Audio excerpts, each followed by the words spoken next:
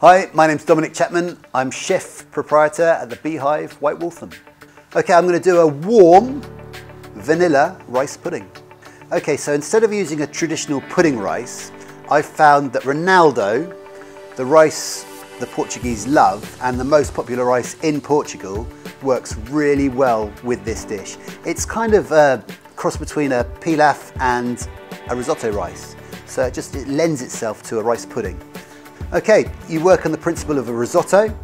Add your milk, add your cream, add the sugar, dissolve the sugar into the milk and the cream, stir it, then you leave it. Very, very low heat. So you've got your sugar, your milk, your cream, your vanilla pods in there as well. The rice, it's all in there together, but then it's just about letting it sit, simmer, cook, stirring occasionally.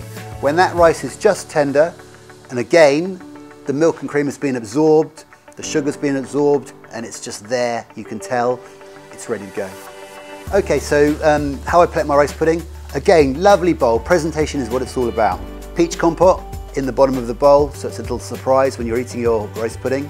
Rice pudding goes on top, finish with the granola, make it look colourful and nice, bit of crunch, that's it. So there we have my rice pudding with Ronaldo rice and peach compote.